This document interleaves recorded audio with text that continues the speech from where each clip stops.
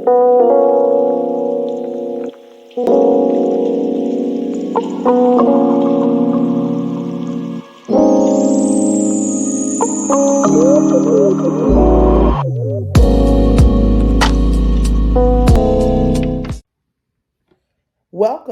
to Inspired Leadership, Tragedy to Triumph. I'm your host, Ingrid Johnson. Our question for today is: do you display different sides of yourself? One at work, another at home, another in the public? If so, ask yourself, why do you do that? Give yourself honest feedback. It's okay if you don't know why. More important is your dedication to learning about yourself and your willingness to take steps to improve in identified areas of opportunity. In doing so, you can begin to make way for dreaming new and improved versions of you. Those dreams can push you towards higher heights, increasing personal satisfaction and professional performance, right? After all, we want to feel good about ourselves. And if we're working, we want to feel good on the job and that we're worthy, that we have opportunities, and that people see us as being people of value. So I would like you to consider completing a personal SWOT analysis. Now, you may ask, what is a SWOT analysis? It is a tool that's used to identify your strengths, your weaknesses, your opportunities, and your threats. Yes, it's used in business, but it also can be used personally to inspire you to get to the next level. It can help you to achieve your goals, make the most of your talents, and recognize new opportunities, right? So if we're going to travel from tragedy to triumph, we have to be able to clearly identify these opportunities for growth and development, right? Then you will be equipped to start thinking about where you want to go. And that's what we're after, right? We want to move from where we are today to someplace else that we perceive to be better for us and better for our family. So again, a SWOT analysis is a tool that will help you make self-improvements. Now you can Google SWOT analysis. There's a whole lot of information out there on it, and you can take your time to learn a little bit more about it. But I strongly encourage you to begin to utilize that tool to make some self-improvements. And so then you'll be equipped to determine what your long-term aspirations and goals are. Reset them. Find out what you intend to accomplish at this point in your life. Why is this important to you? And what values are there at the core of your decision making? Does this make you feel that you're making a significant contribution to other people? What deep emotional value or meaning does this have for you? And here's the big one. How do you want people, others, to perceive you? Yes, your behaviors matter. In our society today, everybody says, I don't care, so what? Oh, you do care when you want promotion. You do care when you want to be respected out in the community. You do care. So some of the strengths that you may question are: what do other people, including your boss, see as your strengths? Weaknesses? What are your negative work habits? Are you late? Do you walk in with your Dunkin' Donuts coffee? Are you disorganized? Are you short-tempered? Everybody avoiding you in the office? And are you poor at handling stress? The whole world is stressful with the COVID. So we have to work on doing better in that area. And for opportunities, is there a need in your company that no one is filling? How can you extend your personal and professional network There's a lot of research that talks about the bonus of networking and how it can improve your job opportunities and your skill set, make you highly competitive in your industry. So, threats: what obstacles do you face? And are there any colleagues competing with you for projects and roles? Or are you just jealous? Are you a naysayer? And really, you just haven't invested in yourself. So I want you to think about yourself. This is an opportunity for self care and self reflection. A SWOT analysis can be extremely helpful to get you out of that state of depression, of loneliness, or feeling like you're inadequate. Perhaps you have not taken some time more recently, if ever, to really invest in yourself.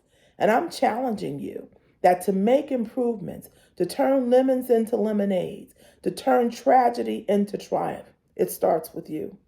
It starts with you, whether you're a stay at home mom or dad, auntie. It starts with you, even if you're retired. You have to deal with other people. You have to be able to get along with the world in which we live. We're dependent on each other as neighbors to get information about COVID and testing and vaccinations and just information as a whole. Hey, with 35 feet of snow, if you're trapped in your home, we need each other. We need each other. So we need to be kind to one another, and we need to check ourselves and make some self improvements. So I really hope that you take this information to heart and you do something. You deserve the change that you've been looking for. But instead of passing the buck and always blaming it on someone else, it's time to take accountability for your actions. It's time to move to the next level of living. And so I want to share with you that that is what I inspire others to do. I meet people in all walks of life. And generally, when they have an issue, there's no one else who can solve the issue. There's no one else to blame for the concern. It really makes it imperative that they turn inward and they begin to reflect on self. How do I change my attitude? You know, it's hard to do it first, but once you practice, once you get together in your mind that this is what you're going to do, it becomes easier over time. Trust me, you no longer see people as problems. You really see people as people and understand that everybody's got a problem. Everybody's got a problem at some point in their life. When I'm talking with people, you hear, whether it's personal, professional, the two sometimes are very difficult to separate. If people have a personal issue, they find it difficult to go to work and smile and be consistent with how they greet people in the workplace, even your clientele. They can feel the steam coming off of you when you're distant and your emotions don't allow you to connect with people. People can feel that, and it's not pleasant to be on the receiving end. When you go out into the communities that you live in, I'm quite certain that you require and you also demand to be respected, to be heard, to be treated fairly. So, why give someone else negative behavior? It's time to straighten up and shake off all that negativity. It's time to believe in yourself and to dream some new dreams. But you can't dream those new dreams if you haven't turned inward to get rid of your own cobwebs that are taking up space in your life and providing you with negative energy. You also may need to change your friend group, your social settings. It's hard for people to let go, but really, this is about you. This is your moment to shine, your moment to feel good, and it's the moment you deserve while you still have time. There's some folks who wish they would have taken some type of advisement early in their work careers, earlier in their parenting of their children, and made some decisions and some changes. So that brings me to, our kids are watching, right? They're watching everything we do. My father used to say often, the ones who are silent are the ones to really look out for. They're just sitting there, listening and taking it all in. They're the sponge that's sitting in the corner. They don't say much, but they hear everything. If you think that you can misbehave with your friends and turn around and be a parent the next moment and say, hey, why are you late to school? Meanwhile, you're late to work. Oh, why is your mouth so dirty? Meanwhile, your mouth is dirty. Oh, you don't clean up. Meanwhile, you don't clean up. It's very difficult to, in this age, say, do as I say and not as I do. Am I speaking to you? Are you a person who tries that old adage, do as I say and not as I do? Well, you may want to change because the kids aren't buying that anymore. They are looking for you to lead. Your household deserves a leader, and we're depending on each other to lead in our communities. So we don't have a choice anymore. We just can't put it off on someone else. It's not someone else's responsibility. It's not the teacher who has to deal with the bad behaviors of our children because we have bad behaviors at home. We need to lead, and we need an immediate change, or else our children, our communities, they become the losers simply because we're too stubborn to deal with self.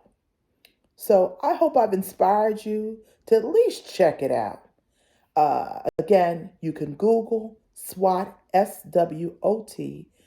Analysis stands for strengths, weaknesses, opportunities, and threats. Thank you for joining me. For more information about my journey, you can visit www.ingridinspires.com. Thank you for joining me on Inspired Leadership, Tragedy to Triumph.